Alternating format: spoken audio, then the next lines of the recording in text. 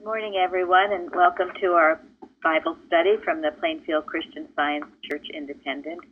It is Saturday, November 19th, 2016, and our moderator today is Shahidat from Maryland. Go ahead, Shahidat. Hello. The quote for today, for this morning's session, is from The Message for 1900 by Mary Baker Eddy. Certain elements in human nature would undermine the civic, social, and religious rights and laws of nations and people, striking at liberty, human rights, and self-government. And this, too, in the name of God, justice, and humanity. These elements assail even the new old doctrines of the prophets and of Jesus and his disciples. History shows that error repeats itself until it is exterminated.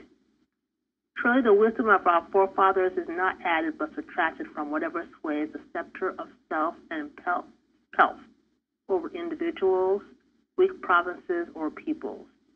Here our hope anchors in God who reigns, and justice and judgment are the habitation of his throne forever. Our topic today is, who do you say I am? That was a great quote. Thank you, Shahidat. Thank you, Shahidat. Very good. Excellent. You got it. I think Linda did, so let's thank Linda. Okay, Linda, thank you. Excellent. Linda to the rescue. First question from our study today is from Matthew. Well, Matthew is the reading. What amazed the people, and why did they refer to Jesus as the Son of David?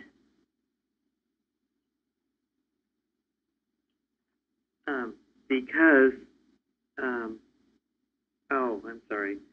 amazed that he healed and he was speaking to the Pharisees the way he did.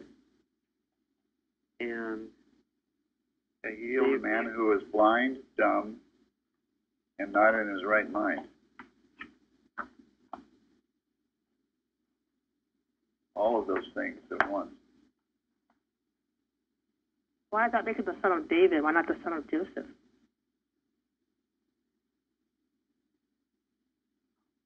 Because the Son of David is part of the prophecy of the Messiah. That was the direct lineage of David, at least according to material. I also have Son of David is a character of the Messiah, well known among the Jews. Yeah, the prophecy was pretty well known, wasn't it? That it would be from the house of David, that their Messiah would come. It's just that a lot of them didn't understand what the Messiah really meant, was going to do. I was actually really grateful that Shahidat came up with these questions, because I think it's so important for us to understand. You know, this was a constant question: who am I and who does these works? And it's perfect for our lesson. And it's even what Mrs. Eddy struggles with. And I think it's just so important. And that's one of the reasons they wanted to kill him, the Pharisees, because he said God was his father. That's what they were going after him for. And to understand him is to understand. Yes, yeah, I thought so too. Thank you, Shahidat. It's a very interesting aspect of this lesson that I really hadn't seen or thought about. References to being the Son of David, and what does that mean, and who is Jesus? It was, as Linda just said, a constant question, and it should be a question that we continue to ask of ourselves. What do we think of the Son of David? Who do we think he is? How does he relate to us, if we think anything? But what is your general feeling about the Christ and Jesus, if there is anything? It's important we have a right relationship with him. And often I found with this healing, it was when they were seeking healing that they called him the Son of David. And it said in the commentaries I read that it was, the messianic title, the long-awaited deliverer. And he was born in Bethlehem, the city of David. Kind of interesting, too, how highly they thought of David. Someone has their computer on. We're getting an echo. Also, it was common then for them to be waiting and watching for this Messiah, even though they may not have understood what form it would take. But when they saw this healing, instead of somebody coming in of prominent importance in their own eyes, where maybe with a lot of good speech and high talking, whatever, but rather this healing was done, like the eyes of the people were opened up. Whoa. That's it. Also, it was the common man who understood this. The Pharisees did not. It was the common people. Yeah, a couple of things that go along with this in Matthew Henry, where Matthew Henry says the Pharisees were a sort of men that pretended to more knowledge in and zeal for the divine law than other people. Yet, they were the most inveterate enemies of Christ and his doctrine. They were proud of the reputation they had among the people that fed their pride, supported their power, and filled their purses. And when they heard the people say, "Is not this the son of David?" they were extremely irritated, more at that than at the miracle itself. This made them jealous of our Lord Jesus and apprehensive. That is, his interest in the people's esteem increased. Theirs must, of course, be eclipsed and diminished. Therefore they envied him as Saul did his father David because of what the woman sang about him. So, I thought that was a really good explanation. That's an excellent point, yeah, because they should have recognized that they're the most learned. They should have recognized the prophecy is right here in front of us, but instead their ego and their selfishness got in the way. Thank you. And this was part of that, an error repeats itself until it is exterminated. Was it mentioned the passage in Matthew 22 about David, about this being the son of David?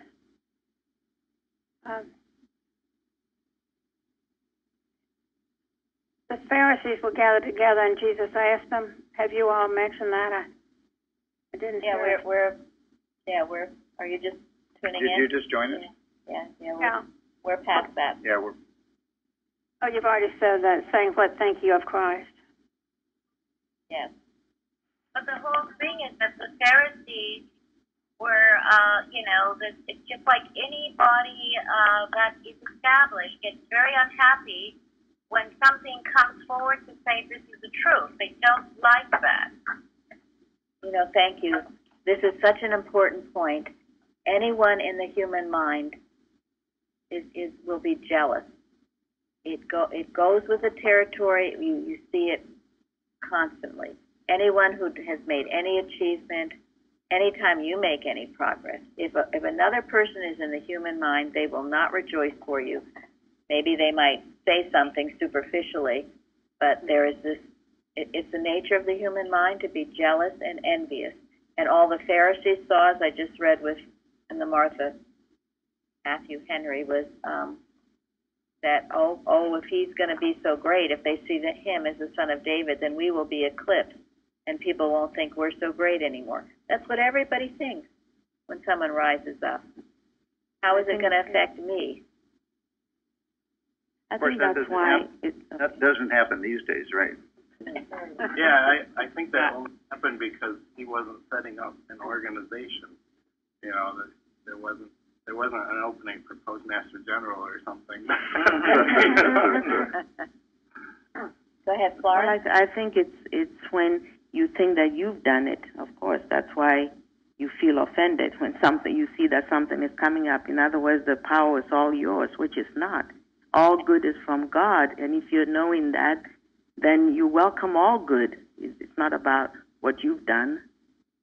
Thank you.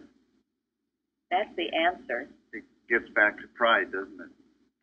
Sure. And what blesses one blesses everyone. And that's what, anytime you see any good and you're about to feel jealous about it, what blesses one blesses everyone. And if God has blessed someone else, that means that same power is available to bless you. And that eliminates this jealous stuff where so much, all of this, wars and even the stuff that's going on now in the United States is carrying on, these protests that have been, whoever wins or doesn't win, people rise up out of all kinds of carnal mind feelings, which is never the answer. The carnal mind never has the answer to any of it. The other, I thought this was interesting in Matthew Henry about the healing, and as Gary said, he was healed of blind, dumb. He was blind, he was dumb, and not in his right mind. Matthew Henry says, a soul under Satan's power and led captive by him is blind to the things of God and dumb at the throne of grace, sees nothing and says nothing to the purpose. Satan blinds the eye of faith and seals up the lips of prayer. And in healing that kind of situation, it is breaking certainly an extreme mesmerism. But I thought it's an interesting point, and that's why it's so important before you get blind, deaf, dumb, and mentally incapable to don't let Satan do that to you, to blind your eyes and to shut your mouth. You understand what I'm saying? Yes. It is hard to come back from that. It's hard to come back from that. That expression, use it or lose it.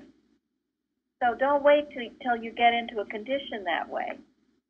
Make sure you're using your eyes, your mouth, all of your senses to spiritualize them, and in seeing God's creation and praising Him. You keep going. Keep it up. Don't get atrophied. Is that the word? Or Atrophied. Yes. And that's exactly what Satan would like you to do, and it comes in little ways, as Florence knows that article, Ways That Are Vain, which is a good one to keep with you often and think about it, how it sneaks upon you and gets you.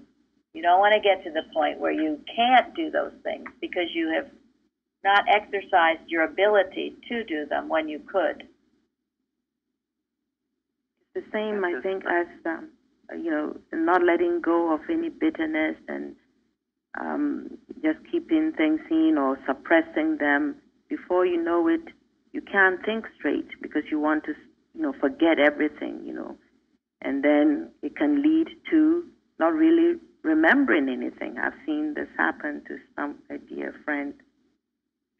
Thank you, Florence. Kind of sad, but that's what happened. It's just years of repressing all that had happened, and then before you know, you don't want to remember anything, and you really don't remember anything.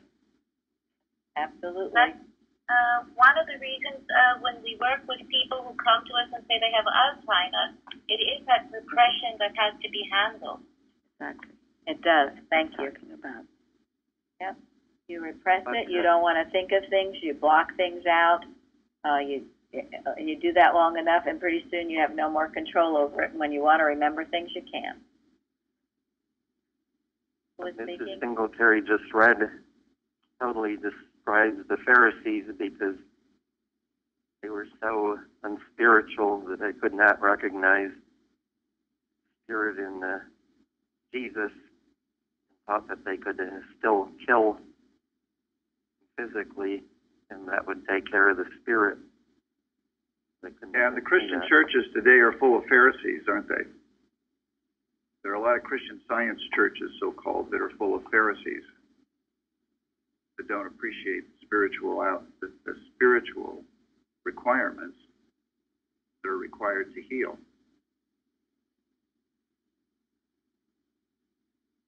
Those of you who were around when we got kicked out of the Boston organization, and I know most of you weren't, but some of us were, is exactly the same thing. We had a practitioner who healed, who was a light in the world, and the Pharisees in Boston couldn't stand it. And the Pharisees in our church, who became jealous of her work. It is the Were there down. other practitioners in the church there at the time she came in? Was there another practitioner there? Not really. Well, yes, there was. There was one who called herself a practitioner, Yeah, there but were she lists. wasn't healing. And her patients, and I happen to be one of them, switched from her to Mrs. Evans, and more did because that's what happened. So, and the jealousy rose up. It's the same old story, and it will hit in any place at any time. And it's again the carnal mind against the divine, the human mind, and this is what we're talking about. Heaven forbid it is not people. Everybody gets so offended. Oh, how could we say something? It's not people. It's a working of animal magnetism. And until you learn that, you will never be able to handle the animal magnetism. And this is why so many in the movement can't, because they refuse. It has nothing to do with hating anyone or attacking any people. It's attacking the animal magnetism. It's Well, the same it's thing. ecclesiastical, What was that? it's the ecclesiastical thought that is unfortunately permeating throughout the movement, where there is so much dogma that people don't even realize they are not able to heal and they don't want you to. And God help you if you are not a practitioner and you're not class taught, and you could help someone more than they can. Then they're really out for you. Yes, Zari was in the United States recently at the birth of her little granddaughter and had some experience, right, with these so-called Christian Scientists. Well, yes, and also I came back to Hamburg and I've had some experiences with so-called practitioners in the, where there is no room to hear anything but what they think is Christian Science. And it's ecclesiastical, and they say, well, you have nothing to say because you're not class taught. And when you talk to them and you quote Mary Baker Eddy, I think if I'm a practitioner, I must read the Science and Health every day, more and more. And these people are so caught in what they read the words that they don't have the spirit. And this is what's killing the Boston movement. Thank you. So, again, this isn't about people, but it's about the workings of animal magnetism that you all must understand, and it happened. It happened here with the son of David, and it continues to happen. And so, it's nothing new. And we don't make a big reality of it. We rise above it and separate ourselves from it. Because oil and water don't mix. That's it. Oil and water don't mix. I really appreciate the Plainfield Church giving us the Dixon letter. I reread it this week. It's very helpful in really, keeping to understand animal magnetism. Thank you, Fairly. A few times I've thought about having, just some classes on the Dixon letter. As I told you years ago, Mr. Evans told all of us here to read it at least once a week. So if you haven't read it, It would be a good thing to do. Now, and I'm going to keep it prominently with my thing. yes. The link for it is on the carousel. Yeah, and Jeremy has it often on the carousel, maybe all the time. he was impressed with it too. But again, to be aware of how it works. And again, this is not people. It has nothing to do with people. We have to make sure we are clear on that. We love everyone. Everyone is included in God's love without exception. Only what's going on is good. There's only good going on, and we're all one people. We are. Yes, we are. If we would just wake up to that, we would all be fighting on the same front instead of against each other. Yes. Very true. I mean, when you think of it, you think of how so much is based on what? Either your religion, your color. I mean, honestly. How silly is this? How silly. Silly. It has nothing to do What's so with... amazing about what happened there was that all the incredible things that Jesus was doing, more than anybody had ever done in the history of the world, that the Pharisees couldn't even see that. They just could not see that to the point where they could say that they were going to follow him because he was so miraculous. That's the tragedy of the Jewish people. I feel very sorry for that. Well, don't feel sorry. Get mad. Because, I mean, let's get basic about it. What was it that did it? It was their pride. And if I have any pride in me, please, God, burn it. That's what we should be taking away from this. Yeah, because, and this is how you free people, by this impersonal sense of it, and knowing it's not them, but they're being bound. This is this description of a soul under Satan. You know, he can't see, can't hear. They're being bound by Satan. And the only way to release them is to keep knowing, declaring the truth, that it's not the truth about them. And Jesus knew it so well that this person was healed instantly. And, you know, there are many people, too, who found themselves in situations. Certainly I was one of them. I'm sure we could say we all were. We didn't do it by any, you know, malicious part of our own to get that way. It was just maybe our circumstances. So, but, and those people are quicker to heal because it's ignorant. But after you know this truth, and after you've claimed you've been in science for 1,500 years, and you still indulge in the passions of the carnal mind, then you could, you know, Mrs. Evans used to say some people were unhealable, and even Jesus Christ could not heal everyone. That's refusing obedience to God. That doesn't mean you have to remain that way forever, but for a time, you're unreachable in belief because you've put up so many walls, so prideful or so whatever else, you just simply won't listen. And you know, Jesus in our lesson this week, we have at the end of his conversation with them, he said, and those who can't, whatever, are scattered abroad. Yeah. Scattereth abroad. Scattereth abroad. Mary, were you going to say something? I was going to say that the healings that take place spontaneously or through work are the work of Christian Science, and we just have to remember that these have taken place. And when we have members in churches who have practitioners who are having a human cult, what I hear from Mrs. Evans is that she didn't have that she really wanted everybody to be able to heal themselves and to learn how to heal and to share it. This is unfortunately not going on today with some people who think they call their practitioner and then they get their practitioner voodoo. I don't know. Thank you. That's so true, Sarah. A practitioner voodoo. Yeah, because I think everybody always wants quick, you know, let it be quick, like yesterday. And if it's not happening then because maybe now you need to learn something, that's, you know, no, it's taking too long. Also, it's just, again, not willing to walk the walk, understand what needs to be understood, but earn what maybe you don't deserve at the time. Absolutely. No, that is a very, very good point. And Mrs. Evans never stopped teaching. She, I think Mrs. Eddy refers to it, you heal by teaching and you teach by healing.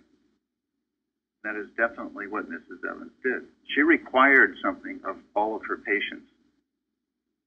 Whenever I called her, she required me to do something. Yeah. As Mary Baker Eddy said, the healing is better through teaching, because then you would understand why whatever it was never had been. Yeah. Instead of, you know. Because you're right. It requires a change of thought in the patient. This is why I think that Plainfield has such a wonderful leadership and chance to really make a change in the world, because I'm afraid in a way that what happened with Mrs. Eddy was that there was so much of that biking effect that Gilbert Carpenter talks about, where the first biker has to break the wind and then the other one's following behind them. They don't have to pedal quite as hard because they're not fighting the wind resistance. I don't think that a lot of them realized how much Mrs. Eddy broke the weight for them and thought that it was all themselves. And now that we're removed 100 years, I was constantly thinking that I was going to get this instantly because I didn't know any better than coming to Plainfield and seeing that one can actually learn to love again and things like that. I mean, that you can be taught to do these things that are spiritual. It's just amazing to me, and I think this gives me great hope for the future. Wonderful. Thank you, great. Mike. Thank you. It's wonderful. And that's what it's about. And this is what all of this is about, to make you practitioners. All of you are practitioners, whether you're listed or not. You all have places and homes and business and other things that need healing. And you should be using and applying your science and working on your watches and other ways in which you're learning to handle the animal magnetism that would prevent this work from being done and going on. As long as we have it, there's nothing that we cannot accomplish. Go ahead, Lauren. No, I read something this week from 1930, Bicknell Young's class, which said that the whole of humanity is a victim to mortal mind. Yes. So what great thing to be doing than this, actually understanding and breaking the errors for the whole of well thought. Thank you. Thank you, Florence. And that is why we're here. We are here to free mankind. And if anybody's here for any other reason, you better think about why you were here. Yeah, I mean, occasionally I will still get people who call and for help, and if I ask them to do the smallest thing, like read the lesson or come to our services, they balk. Why should I be asking them to do anything? And that's what I'm saying. Those kind of people, if that's how they come, with their vessel full and not empty, well, at that point, I cannot help you. I can only help those who are really willing to give their all, because that is what I know brings healing. I've seen it over and over. And it's in the Bible. Blessed are the poor. Blessed are the poor. Yes. Could I mention something about the Dixon letter? Please. Something that impressed me so much was that everyone outside of science, or before it was known, just wept and was just in despair because of what this evil seemed to be doing or was going to do. And these people from the Orient were trying to mentally kill Mrs. Eddy.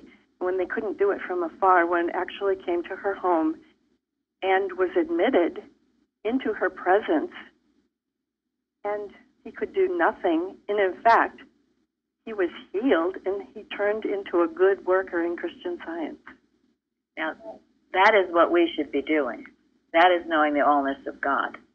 And that is what I'm sure we are doing. We might not know people, but we should be doing that, turning people to Christ Christianity. But we do know that many people throughout the world practice what's known as the dark arts.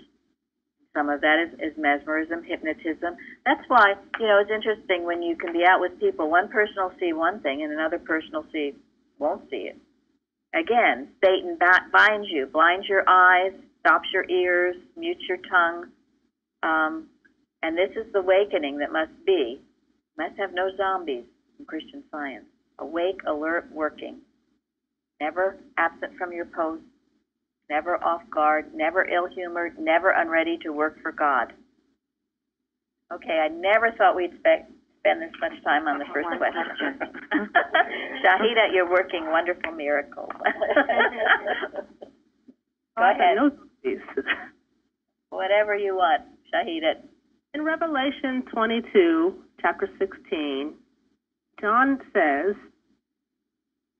writes about, I, Jesus, have sent mine angel to testify unto you these things in the churches. I am the root and the offspring of David and the bright morning star.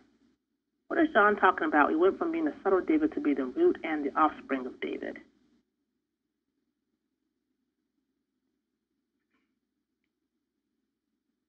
Well, it kind of follows the sentence that's just before that. I, Jesus, have sent mine angel. testify unto you. This is the angel that he's referring to. The Christ. Christ's message that he spent 3 years showing and teaching to the world.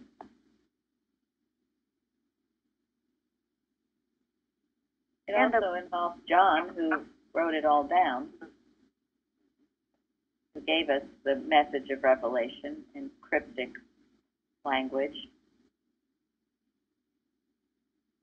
It's interesting to use the word root. Yes. You know, the root of a plant determines the character of a plant, what it's made of, what it's like.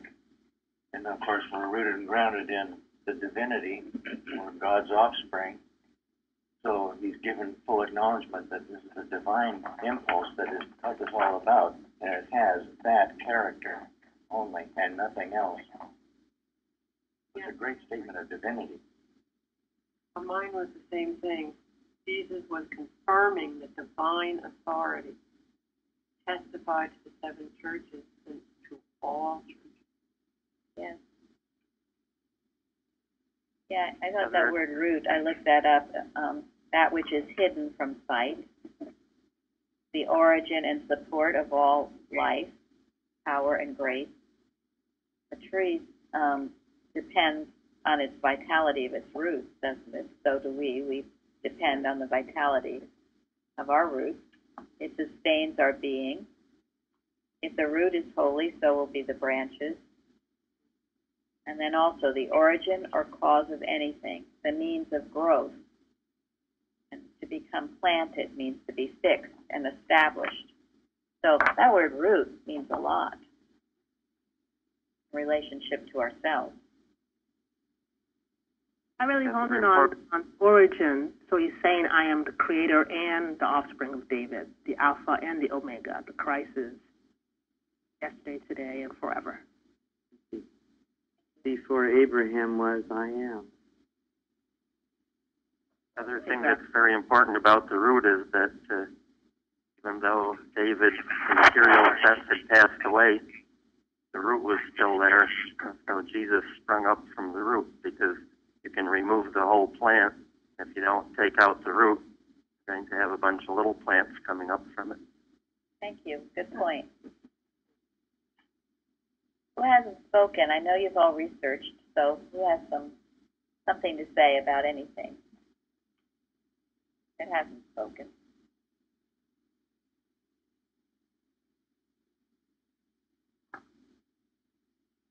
I have spoken, but I just wanted to say I liked how the word root also coincided with a recent lesson talking about Christ being the foundation. Thank you. Well, in the Reverend Kratz's Revelation Interpreted, he speaks of, I am the truth which was taught by David, and I am the star of hope to humanity. Thank you. Yeah, I love that other part, the bright and morning star, the light we all need so desperately to come unto. One thing about the bright morning star, that's the light that outshines all others and endures. The people come on big and bright and then burn out. The bright and morning star is the one that stays. Thank you. Yeah, you know, Carpenter says something interesting about that, about people that come and then burn out. He likens it to a light bulb. They come and they shine for a while and do great good, but then they seem to burn out. It's only when you truly understand your source being from God and in your root in God, and you can't burn out. Burn out with just a lot of stressful, false responsibility, pride, other things. Sometimes jealousy, and anything the carnal mind comes up with, if you're not careful. So then we're grateful for the good that was done while the light was shining. But in order to keep your light shining, make sure you know it's rooted and grounded in the Christ, and you have no false sense of pride or responsibility. Ties in with the sower on good ground, sowing that goes into the good ground, is sustained because of, again, good root. The good seed. Yes, I mean. A good soil. And all of you can be that. No one is ever exempted from it. You're all God's child. Anyone else on that point?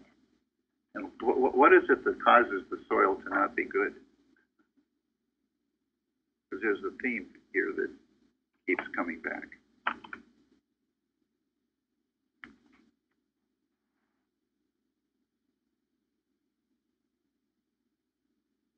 Assume that it has to do with not rooting out things like pride and hate and not taking care of it. And what is pride? False sense of yourself.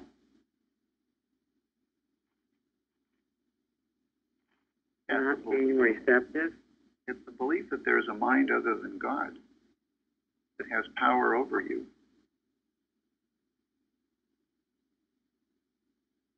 It's also a lack of humility. Well, yeah. Right. Yeah. Which finds many. Right, because humility is total reliance on God, the one mind. Mrs. Eddy said pride is ignorance.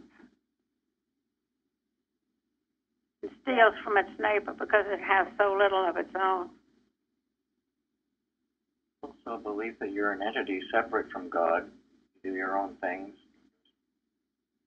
want your own wants.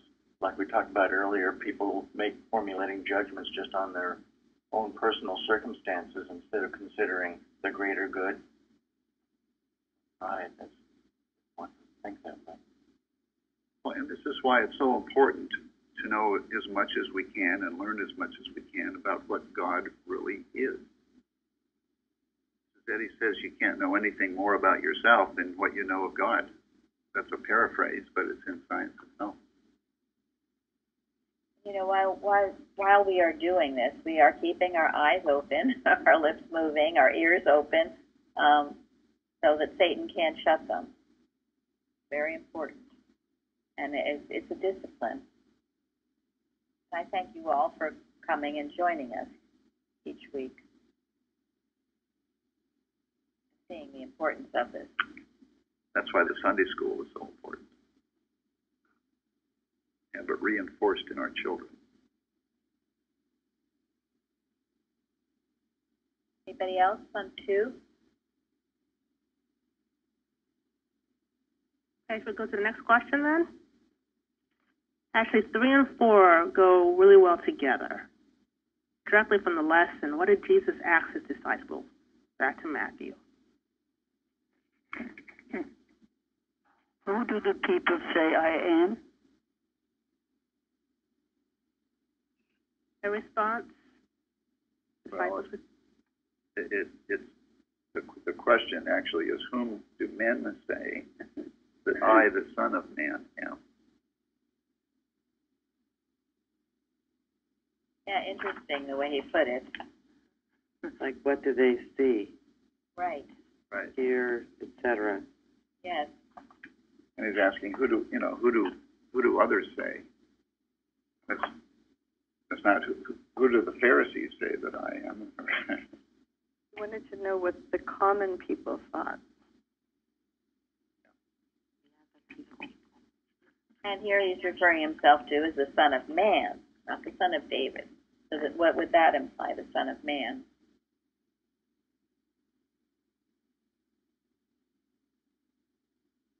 He was there for men. He was there to teach them.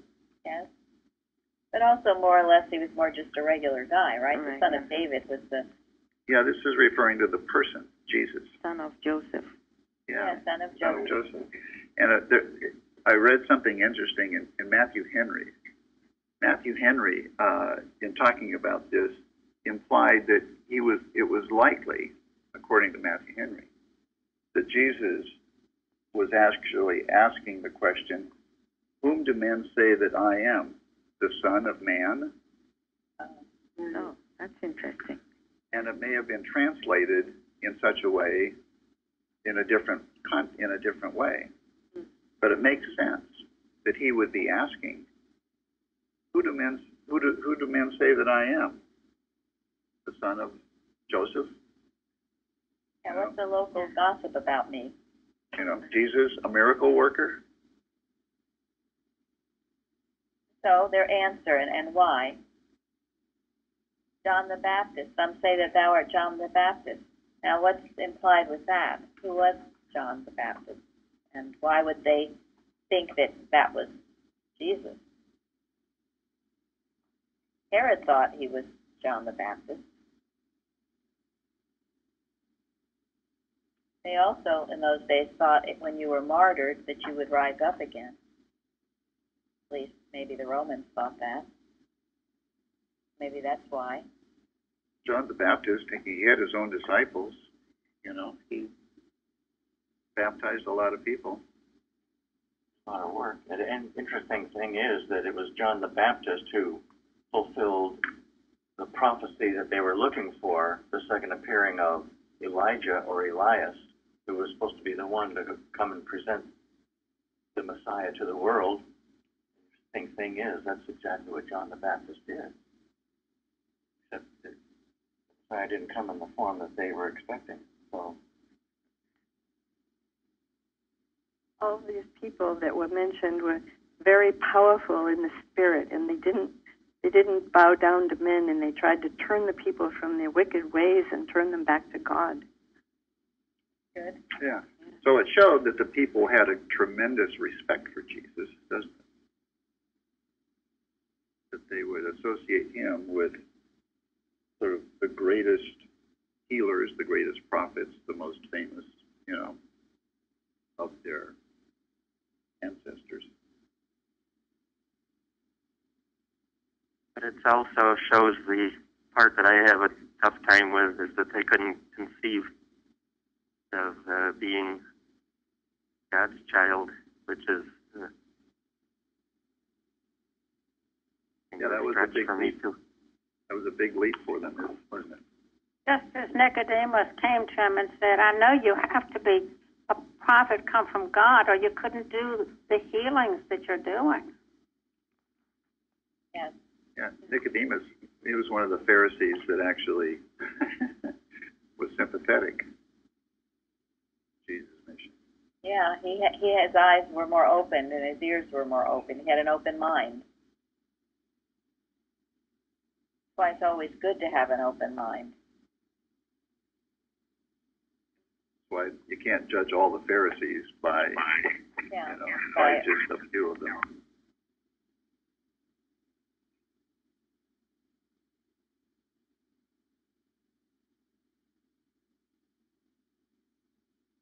So any more thoughts? Elias, of course, is Elijah. Elijah, who did many miracles, and what were they saying? They did expect him to come back. About Jeremiah, what did he do?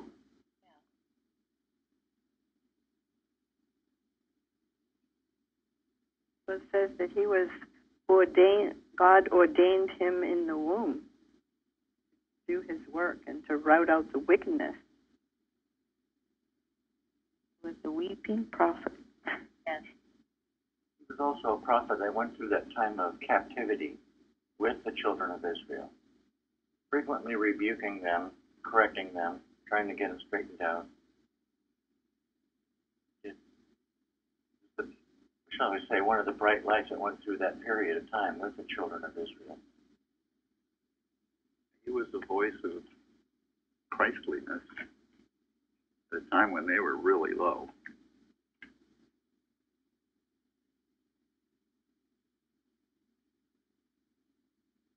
Yeah, it's interesting that they couldn't, as Mike said, they couldn't just take him for what he was. They thought he was someone else that had come back. I thought it was interesting that the people would accept Jesus as the Son of David, but not so readily accept him as the Son of God. They were more enraged about that he was calling himself the Son of God. I looked in the dictionary, and it's one who is converted by another instrumentally is called his son. Also, one educated by another, as the prophets. So they could accept that he was educated by the prophets, and they felt from a material standpoint that these miracles were coming from that education. But Jesus was trying to teach them that he was the Son of God, that the Christ, he was the Christ, the Son of God. Yeah, I mean, it showed what a kind of a narrow concept of God most people had at the time. And a lot of them thought that that God was a national God. You know, the idea of a universal creator for all mankind was still kind of a foreign concept for most people at the time. Well, I think we're still blinded. I mean, if we really understood, just like it was here, or the Protestant churches would be healing. They wouldn't just be talking about Jesus. Exactly. So it's not that different today. And this is why, as we emphasize healing here, because we don't want it just to drop into just talking about former times or talking about whatever. It's got to be the unction of the healing power, the truth made manifest. And when John was in prison and sent two of his disciples to ask Jesus if he was the Messiah, or should we wait for someone else, what did Jesus answer? He said just to tell them, to tell them by their works, but he would to tell what he was doing. He was healing, and he was doing all Christly things. Yeah, he referred them to the healing, the preaching to the poor.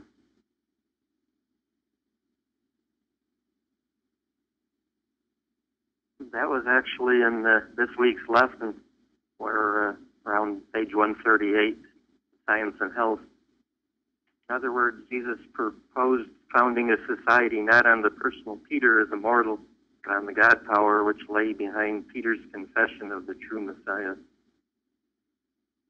Thank you. I mean, this is leading up to something astounding. It's astounding for that time, and it should be astounding still for us too, which is Peter's answer, which was what? Thou art the Christ. The living God. Yes. Thou art the Christ, the Son of the living God. Yes. Blessed art thou, Simon Bar-Jonah, for the flesh and blood hath not revealed it unto thee, but my Father which is in heaven. And upon this rock I will build my church, and the gates of hell shall not prevail against it.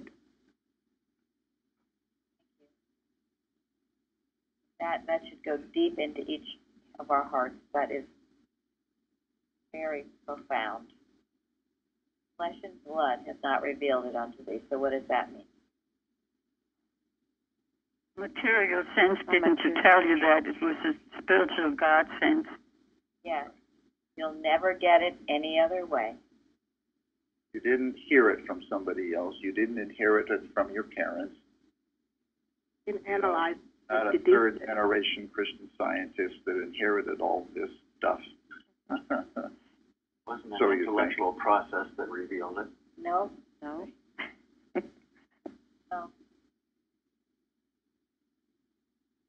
But it was the Father in heaven. So, and that's what is required of all of us, that we can hear the Father's voice and be able to distinguish the Christ, to be able to see the Christ. That is what we should be training our children to do. To trust their spiritual sense so that they have their own strong relationship with God. It's the most important thing we can do for our children. For anyone. Or for anyone. Yeah. And then, when you've got that, This is the rock. Hearing God's voice, developing your spiritual sense. This is the rock I will build my church. It's what our church is based on. It's Mrs. Eddy's definition of church. It's this ability to see, hear, your spiritual senses. Otherwise, you are bound by Satan. So it's your ability to do that. That's the rock. Because think of how safe that is. What can penetrate that ability? What? Nothing. Once you've got that, and I'm talking individually and then collectively. As a church, as a nation. As a nation. A world. Penetrate that as a world. And everyone everywhere is a child of God. There's no respecter of persons. So, and many people, as I've said, demonstrate this far more better than, quote, so-called Christian scientists. So this isn't about anything but being able to hear God's voice, spiritual sense within you. And then, the gates of hell shall not prevail against it. I said, what can prevail against that? As long as we've got that. And I will give unto thee the keys of the kingdom of heaven. So what is that?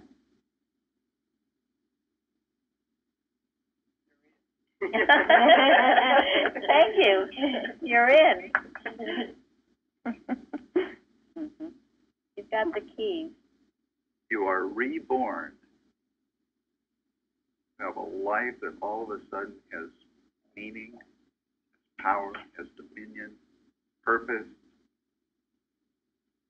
You know who you are. You know why you're here. And you've got something really wonderful to look forward to every day. And that is the transformation. Go ahead. No, because you've left the old man behind. Yes. Yep. Can't come in with it, right? You know, as a child, I used to love the book of you know, good and evil type, and even some of the movies that you see. And in some cases in the movies, you know, there's some great hidden treasure or something everyone has to get to. And it would always seem like there would be two. There'd be the one person who was humble and loving and cared about everybody else and put everybody else's needs before him or her. And then there'd be this group of ruthless, greedy, horrible people. And of course, who would get to the treasure? Good guy. Yeah, right, the good guy. And the others, of course, the other ones were always trying to do what? Keep them from getting there. Keep them from getting there, get there first, do whatever they could to get them. So. And they would fight with one another because they couldn't trust one another. Yeah. Anyway, I mean, to some degree, it's what the kingdom of heaven is like. You can only get there. Only the pure in heart can find it. And that's what the Dixon letter says, especially as these times get more difficult. Only the pure in heart. And that everything will try to stop you, including sensualism. Yep. Try to trip you up, get you off the path. Whatever it can. But if you keep your goal, keep your purity, you will get those keys. You have them already. You use them. Pardon me? That I guess you will use them because it's already there. Well, use what's already there. Right. Once your vision is cleared, you'll see where the door is. Yeah, you'll see the door and the keyhole and everything else. It's always right then there, right in front of you. You'll see it. And it all makes sense. Well, Christian Science is the key if you can practice it correctly. Yeah. Well, it is the truth. Whether you practice it correctly or not, it is the truth. Yeah. I mean, for you to get in heaven, you have to be able to live that way. Yeah, it requires the obedience. Oh. And what would keep you from wanting to? Nothing.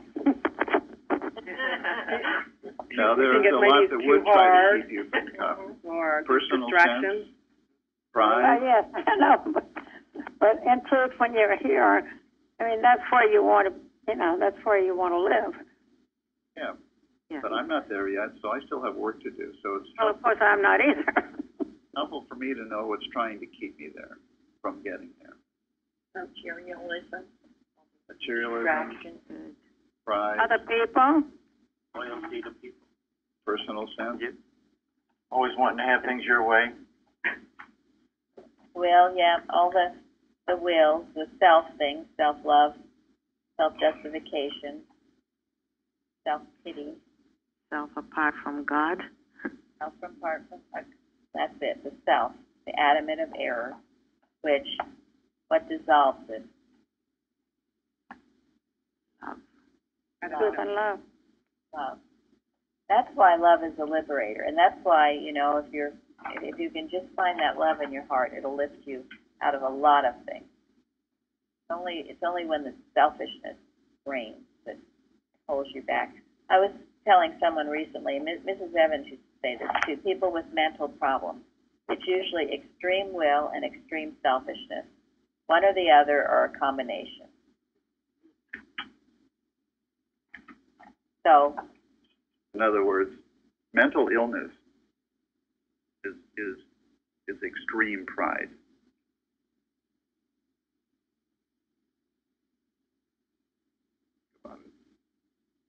Actually very helpful because it takes away the mystery of it all. So many professionals try to analyze and detect, and they never come up with the answer, but something simple like this is really at the root of it all. Yeah.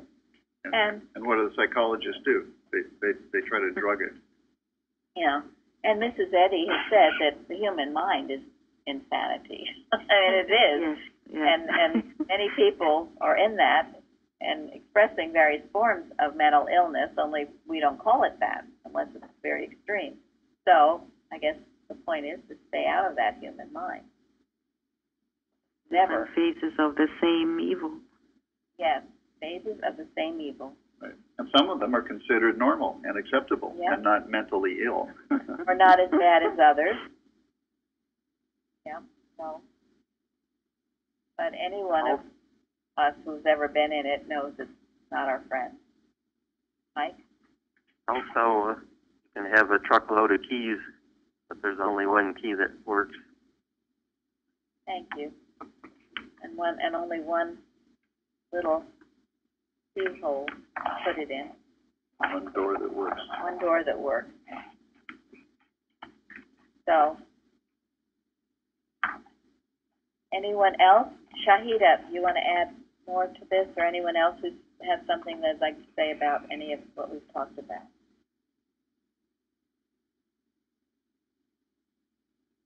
I did want to share something if nobody else has something. I really appreciate this study, Shahidat. And two things that I found along the way, I want to be quick because I know we're at the end. But one of the writers with the Bible commentaries made an interesting observation on how we're thinking about Jesus. And I thought it sounded kind of familiar to things I've heard. And one of them was, to be politically correct, maybe you might say, I think he was a good man that has influenced Western culture. Or I think he might have been a prophet. I think he was a great philosopher. I think he was the greatest teacher who lived. Or whose son is he? And these are the things that I think are the trap. One of the things that Gary was referring to that would keep us is the wrong thought of Jesus. And then I found in 12 Years with Mary Baker Eddy by Irving Tomlinson on page 90, and he's talking about his class with Mrs. Eddy. And he says, quote, she endeavored to teach her students to let go of finite personality and to let the impersonal Christ, truth, speak. She told us not to think of her personally, nor look to her personally for help. If we did, our thought would be darkened. She said, we are all one in divine principle, love, one in demonstration. The light had come to her, but we must not look to her as the light. If we did, this would hinder our progress. even as turning away from her teachings would darken our thought, end quote. And I just thought that helps us understand what happened with Jesus, too. Thank you very much. Thank you, because it is the human mind that personalizes things and doesn't see the Christ operating, the God principle operating. And that gives us the key to the kingdom of heaven. So, thank you very much. And thank you all, and thank you, Shahida. Yeah, thank you, Thank Shahida. you. Thank Thank you. Thank you very much. Great Thank you, session. too. Thank Yes. you. It was great. Wonderful. Thank you very much.